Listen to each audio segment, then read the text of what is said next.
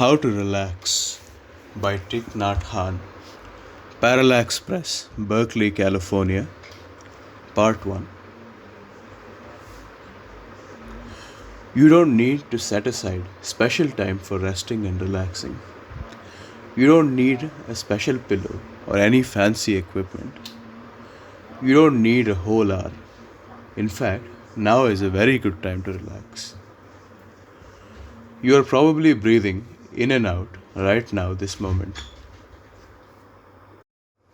If you can close your eyes for a moment, do so. This will help you pay attention to your breath. Your body is doing so many things right now. Your heart is beating. Your lungs are inhaling and exhaling air. Blood is traveling through your veins. Without effort, your body is both working and relaxed. Resting. Whenever animals in the forest are wounded, they rest. They look for a very quiet place and just stay there without moving for many days. They know it's the best way for their body to heal. During this time, they may not even eat or drink. The wisdom of stopping and healing is still alive in animals, but we human beings have lost the capacity to rest. Healing. We human beings have lost confidence in the body just knowing what to do. If we have time alone with ourselves, we panic and try to do many different things. Mindful breathing helps us to relearn the art of resting. Mindful breathing is like a loving parent cradling a baby saying, "Don't worry, I'll take good care of you. Just rest."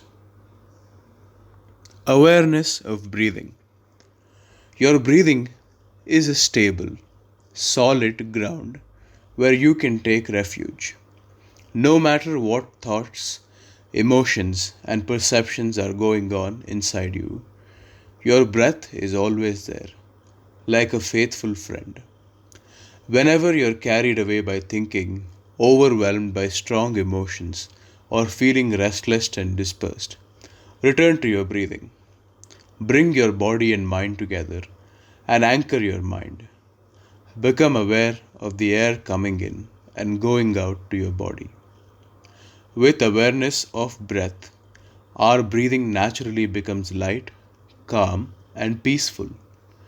At any time of the day or night, whether you are walking, driving, working in the garden, or sitting at the computer, you can return to the peaceful refuge of your own breath. Resting poem. At any moment, we can say this small poem to ourselves and take a mini rest. The poem is like a tiny vacation, except that it brings you back to your true home instead of taking you away from it. Breathing in, I know that I'm breathing in. Breathing out, I know that I'm breathing out. You can even shorten this poem. It works just as well. In, out. Calm water. Each of us is like the waves and also like the water. Sometimes we are excited, noisy, and agitated like the waves. Sometimes we're tranquil like still water. When water is calm, it reflects the blue sky, the clouds, and the trees. Sometimes, whether we're at home, work, or school, we become tired, agitated, or unhappy, and we need to transform into calm water. We already have calmness in us. We just need to know how to make it manifest. Meditation. To meditate means to pay full attention to something. It doesn't mean to run away from life. Instead, it's an opportunity to look deeply into ourselves and into the situation we're in. Stopping, the first aspect of meditation. Meditation has two aspects. The first is stopping, samatha in Sanskrit. We run throughout our whole life, chasing after some idea of happiness.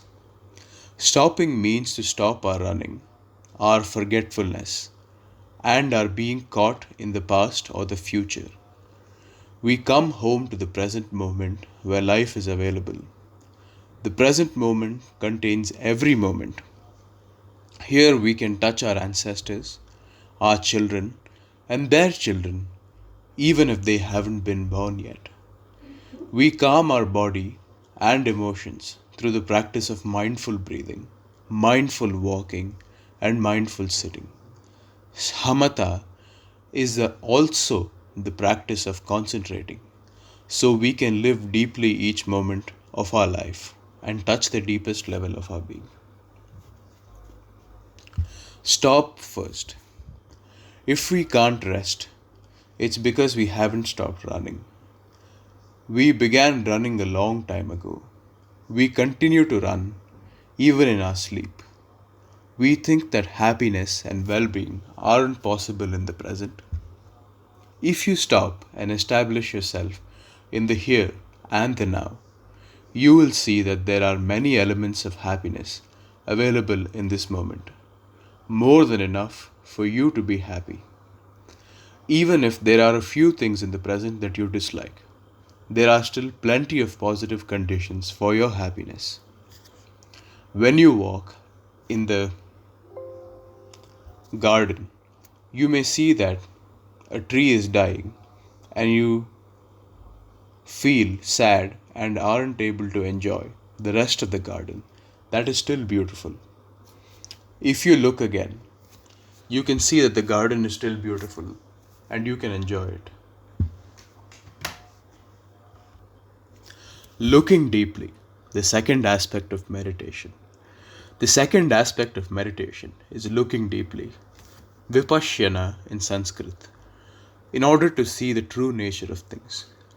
Understanding is a great gift. Your daily life, conducted in mindfulness, is also a great gift. This too is the practice of meditation. Mindfulness carries within it concentration and understanding. Mindfulness in daily life. Mindfulness is the continuous practice of touching deeply every moment of daily life. To be mindful is to be truly present with your body and your mind, to harmonize your intentions and actions, and to be in harmony with those around you. We don't need to make a separate time for this outside our daily activities. We can practice mindfulness in every moment of the day, in the kitchen, the bathroom, or the garden, and as we go from one place to another. We can do the same things we always do: walking, sitting, working, eating, and so on, with mindful awareness of what we're doing. Our mind is with our actions. A relaxed position. What is your most relaxed position?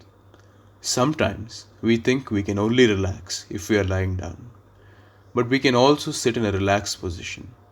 Your posture can be upright and not rigid. Relax your shoulders. See if it's possible to sit with no tension in your body. Healing energy. If you can sit in meditation on your own, quietly and peacefully, that is already relaxing and healing. Even if nobody else knows you are meditating, the energy you produce is very beneficial for you and for the world. But if you sit with others, if you walk and work with others, the energy is amplified and you will create a powerful collective energy of mindfulness for your own healing and the healing of the world. It's sometimes one person cannot do alone. Don't deprive this world of this essential spiritual food.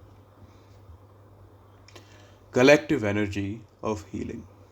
Usually, we think of relaxing and healing as things that happen when we are alone. But many thousands of people have participated in collective walking meditations and mass sitting meditation in some of the world's busiest cities. People have walked mindfully and peacefully around the Hoan Kiem Lake in Hanoi. They have left footprints of peace and freedom on the ancient streets and piazzas of Rome.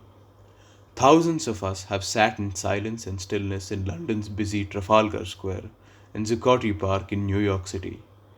Everyone who participates and everyone who witnesses this collective practice has a chance to get in touch with the energy of peace, freedom, healing, and joy. The collective energy generated on such occasions is a gift that we can offer ourselves, one another, the city, and the world. Practicing joy together. We can't try hard to relax, just as we can't use a lot of strict effort to be mindful. When we practice together as a community, our practice of mindfulness becomes more joyful, more relaxed, and steady.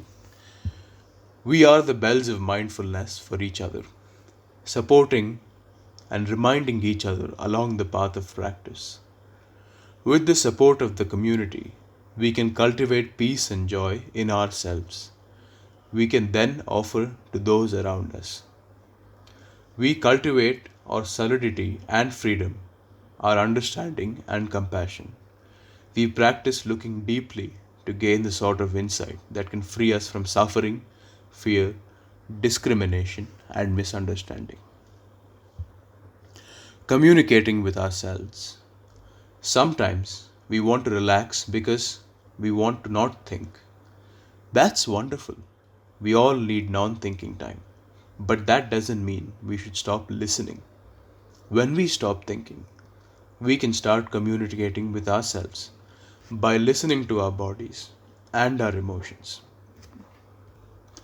With all the technology that we have, we need only a few seconds to get in contact with people who live very far away.